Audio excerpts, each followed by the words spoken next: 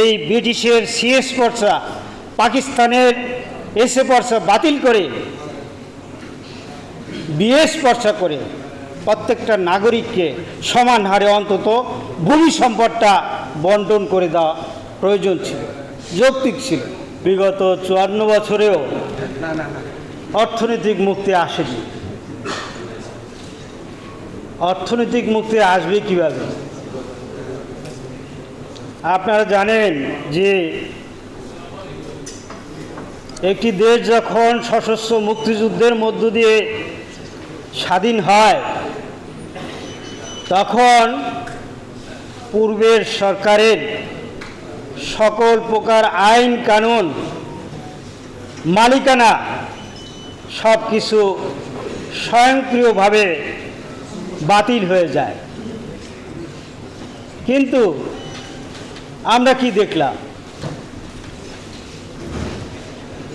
বাতিল হওয়ার পরে যারা এই মুক্তিযুদ্ধ করলো, যারা দেশটা স্বাধীন করলো, তারা তখন ওই ভূখণ্ডের মালিক হয়ে যায়, সকল কিছুর মালিক হয়ে যায়।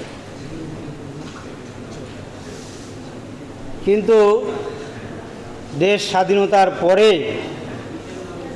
এই বাংলাদেশের জনগণকে তাদের মালিকানা থেকে বঞ্চিত করা হয়েছিল।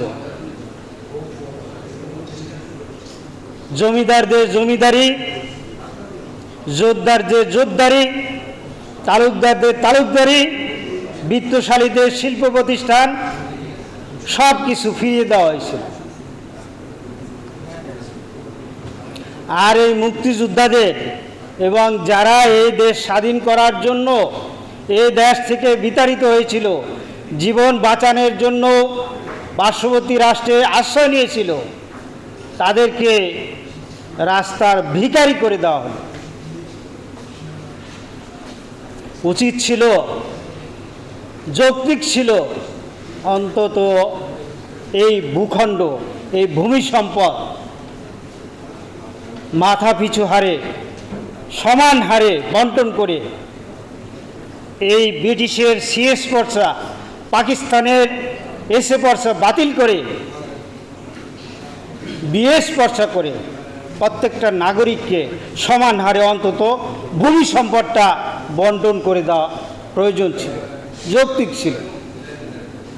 যদি এটা করা হতো তাহলে 4 জনের একটা পরিবার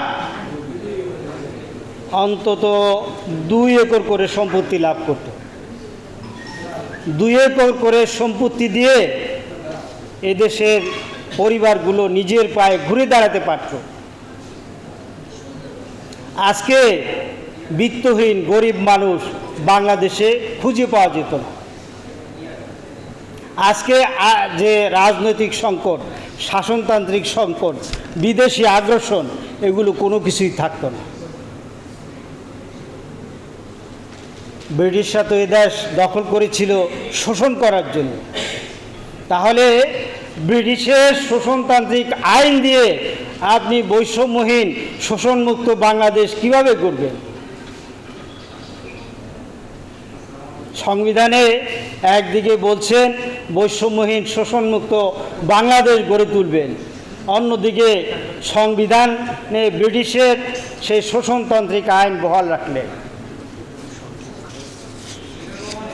মূলত ওইখানেই আমাদের যে গলদ হয়েছিল, ভুল হয়েছিল, সেটা ইচ্ছাকৃত হোক আর অদূরদর্শিতার কারণেই হোক না কেন, ওখান থেকেই আমাদের এই সমস্যা শুরু হয়েছে।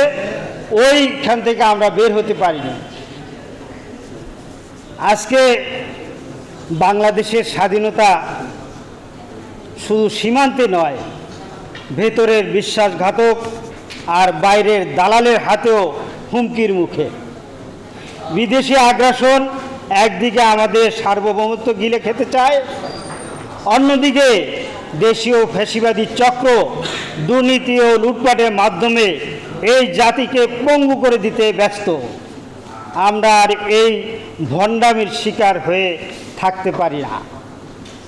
যারা স্বাধীনতার নামে বিদেশি শক্তির দালালি করে, যারা গণতন্ত্রের নামে ফ্যাসিবাদ চাপিয়ে দেয়, যারা জনগণের রক্তের টাকায় দুর্নীতির সাম্রাজ্য গড়ে তোলে তাদের বিরুদ্ধে আমাদের ঐক্যবদ্ধ হতে হবে। এদের হাত থেকে দেশকে মুক্ত না করলে স্বাধীনতা অর্থহীন হয়ে যাবে। বাংলাদেশের গণতান্ত্রিক অগ্রযাত্রায় সবচেয়ে বড় অন্তরায় হচ্ছে ফ্যাসিবাদী প্রবণতা ও দুর্নীতি। ফ্যাসিবাদ রাষ্ট্রের ক্ষমতাকে কেন্দ্রীয়করণ করে গণতান্ত্রিক মূল্যবোধকে ধ্বংস করে দেয়, আর দুর্নীতি রাষ্ট্রীয় সম্পদকে লুণ্ঠন করে জনগণকে বঞ্চিত করে। এই অভিশাপ থেকে মুক্তি পেতে হলে জাতীয় পর্যায়ে একটি সুসংগঠিত ঐক্য গঠন করা বিশেষভাবে জরুরি।